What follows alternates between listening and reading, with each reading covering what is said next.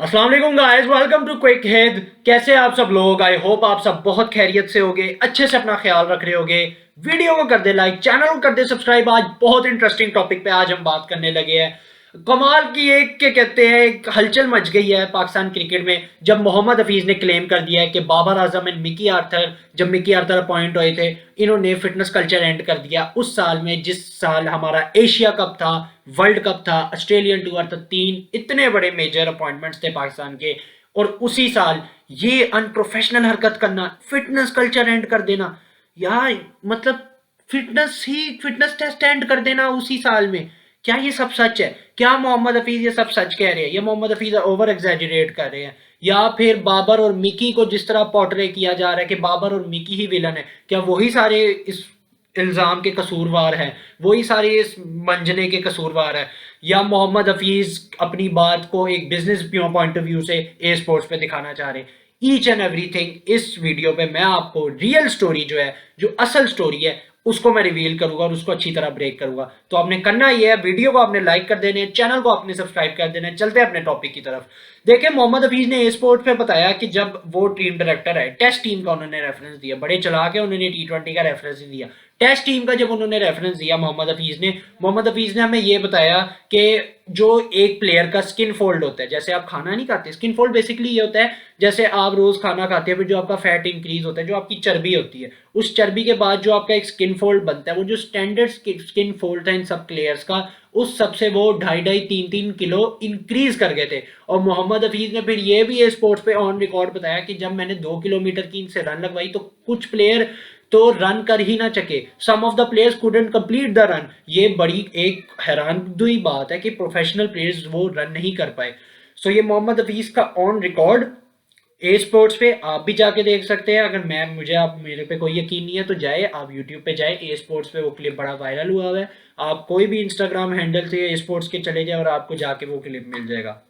फिर मोहम्मद हफीज ने बताया कि बाबर आजम और मिकी आर्थर और हेड कोच ग्रांट बैडमैन, इन्होंने जब क्या कहते हैं टीम फिजियो से उन्होंने पूछा, टीम फिजियो जो इनके है अपने क्लिफ डीकन साहब, जिनके मैं बहुत खिलाफ रहा हूँ, क्लिफ डीकन साहब ने इन्हें कहा कि मिकी आर्थर, बाबर आजम और ग्रांट बैडमैन, इन्होंने फिटनेस टेस्ट खत्म कर दिया। इन्होंने कहा fitness should not be the priority right now, fitness पे कोई बात ना करे। अच्छा, मोहम्मद हफीज ने तो ये बात कह दी सारी कि ये बाबर और मिकी ने फिटनेस एंड कर दी है। कल से बड़ा हेट मिल रहा है, ओए बाबर तुमने फिटनेस एंड कर दी, ओए मिकी आर्थर तुमने आके क्या कर दिया, ओए बाबर तुमने फिटनेस एंड कर दी। बड़े फैंस लौंडे लपाड़े बड़े बोल रहे हैं कि बाबर आजम ने ये कर दिया वो कर दिया। देखिए, मैं भी बाबर आजम का एक क्रिटिक हूँ, मैं उनकी बहुत सी गलतियां आइडेंटिफाई करता हूँ। उनकी कप्तानी जो एक एवरेज कप्तानी वो करते थे, हमेशा मैंने उनकी गलतियों को आइडेंटिफाई किया।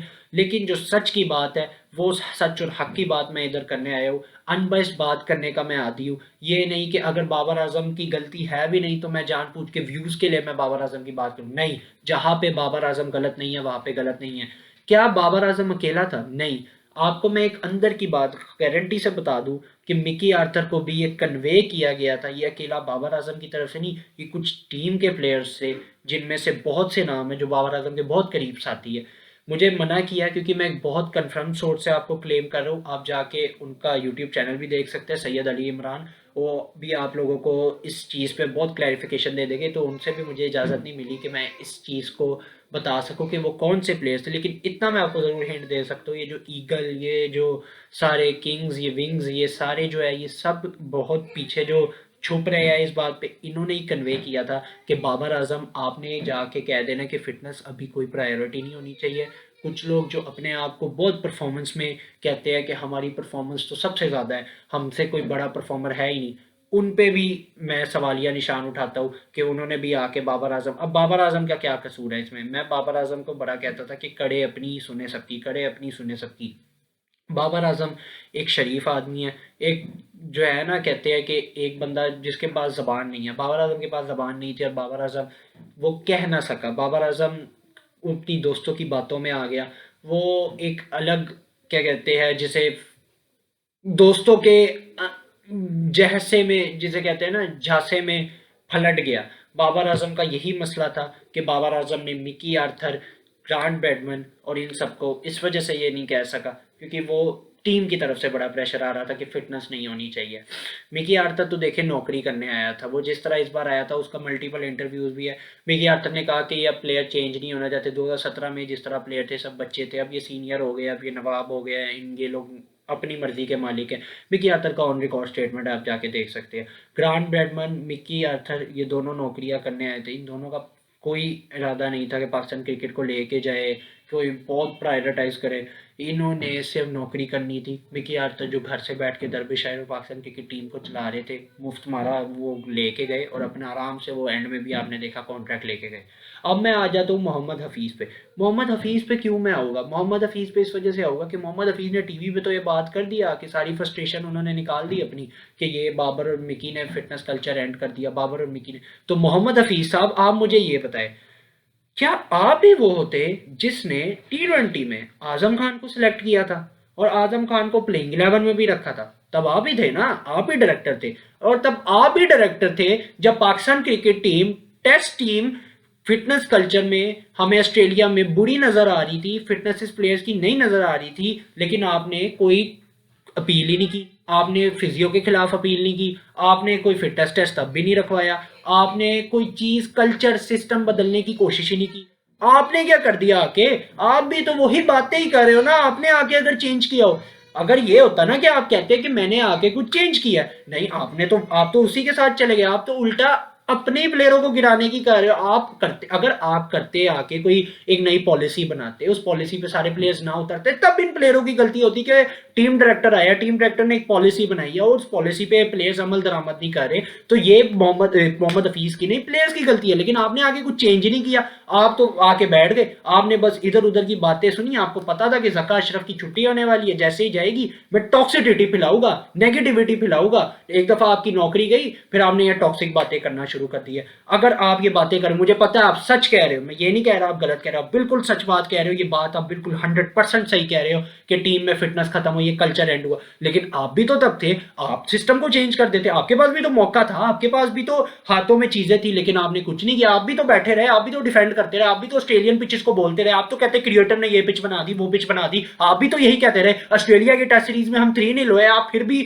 डिफेंड करते रहे कि ये ऑस्ट्रेलिया ने DRS umpire call up, technology को ब्लेम देते रहे। तो आप आके चेंज कर देते। T20 सीरीज में आजम खान की इंक्लूजन का क्या जस्टिफिकेशन थी कि हार्ड हिटर है, तब आपको फिटनेस याद नहीं आई? आपने सारा ब्लेम बाबर आजम पे, मिकी आर्थर पे तो दे दिया, लेकिन आपने अपने ऊपर ब्लेम लेने की इतनी ब्रेवरी ना दिखाई कि आप ब्रेवरी दिखाते, आप अपने ऊपर ब्लेम लेते कि न्यूजीलैंड की सीरीज में मैंने आजम खान को सिलेक्ट किया, जब टेस्ट टीम में मैं आया ना मैंने टेस्ट टीम में कोई फिटनेस टेस्ट रखवाया, ना मैंने इस सिस्टम को चेंज किया, ना मैंने इस सिस्टम में कोई नई चीज करना दी जो इस कल्चर को चेंज करे। आप भी उसी कल्चर में रहे। अब आप टीवी पे आके वो टॉक्सिसिटी फैला रहे हो। मैं बार बार कह रहा हूं आप सच बात कर रहे हो, लेकिन आपकी जिम्मेदारी यह भी थी कि आप आके इस चीज को चेंज करो, लेकिन नहीं, आपने इसी चीज के साथ रहे और आप इसी चीज के साथ बार बार वही बात दोहराए जा रहे हो कि ये लोग गलत है, ये लोग गलत है। तो आप आके बदल देते, मैं बार बार ये बात रिपीट करूं, तो आप आके बदल देते। You should be the one who change the system. You are talking right now कि अब ये जो है टॉक्सिसिटी फैल, बाबर ने खत्म कर दिया, मिकी ने खत्म कर दिया। तो आपको मैं बार बार कह रहा हूं, आप क्या थे? आप आके, आपके पास कोई अथॉरिटी नहीं थी, तो आके आप मीडिया के सामने प्रेस कॉन्फ्रेंस करते, कहते एमएलए प्लेयर्स बात नहीं मान रहे, मीडिया को बताते, प्रेस रिलीज निकलवाते, करते एक्सपोज फिर प्लेयरों को।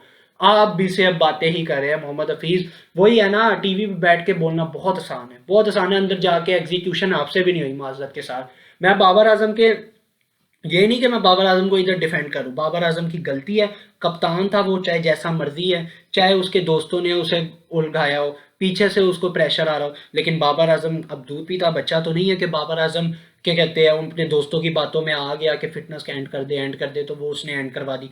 Babar Azam should be the one. Babar Azam को होना चाहिए था उस टाइम, खड़ा होना चाहिए था, मिकी आर्थर, ग्रांट ब्रैडमन, इन सब के सामने खड़ा होना चाहिए था और कहना चाहिए था फिटनेस टेस्ट होगा, यो टेस्ट दोगे तो वर्ल्ड कप की टीम में सेलेक्ट होगे। 2017 में हम जब वर्ल्ड कप चैंपियन ट्रॉफी जीत के आए थे ना, उमर अकमल को इसी मिकी ने ड्रॉप कर दिया था। उस टाइम अच्छी खासी परफॉर्मेंसेस थी उमर अकमल की, इसी मिकी ने ड्रॉप कर दिया था उमर अकमल को कि उमर अकमल आप बहुत बड़े प्लेयर हो गए, थैंक यू वेरी मच भाई साहब, लेकिन आपने फिटनेस टेस्ट अगर पास नहीं किया तो आप इस टीम की रिक्वायरमेंट में नहीं पूरा आते। ये बाबर आजम को करना चाहिए था, स्टैंड लेना चाहिए था। लेकिन अब वो बात गई गई।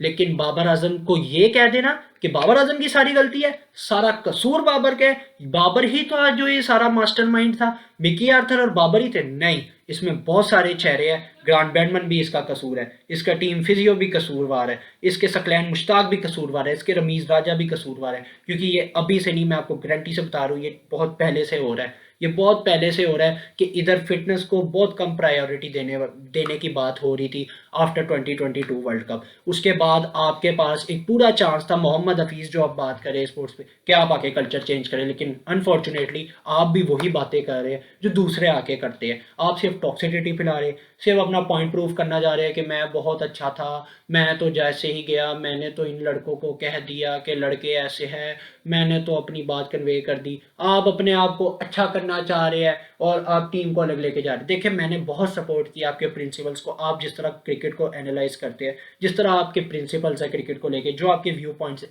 ब्रिलियंट। मॉडर्न डे क्रिकेट के लिए पूरे रिक्वायरमेंट है, हमें ये मॉडर्न डे क्रिकेट के लिए चाहिए। लेकिन जो आप ये बात कर रहे हैं कि बाबर आजम, मिकी आर्थर, इन सब का ही कसूर था, तो यार आप भी तो थे ना, आप आए थे, आपने क्या कर दिया? तो ये डिसअपॉइंटिंग चीज़ें होती है जो हम लोगों को अंदर से मारती है कि एक बंदा पाकिस्तान की बेहतरी के लिए नहीं वो बात करना, वो सिर्फ अपना पॉइंट प्रूव करना चाह रहा है कि मैं अच्छा हूँ। आपने मुल्क की बेहतरी के लिए क्या किया? माजरत के साथ सिर्फ बातें हैं, सिर्फ वही बातें हैं जो हर बंदा करता है, चाहे वो रमीज राजा हो। पहले रमीज राजा को हम कहते थे, उन्होंने भी बातें की। अब हम हफीज़ हो, कोई बंदा इधर एग्जीक्यूशन करना नहीं आता। जो एग्जीक्यूशन करना आता है उनको इंग्लैंड का बंदा घोड़ा कह के निकाल दिया जाता है। वसीम खान की एग्जांपल आप सबके सामने।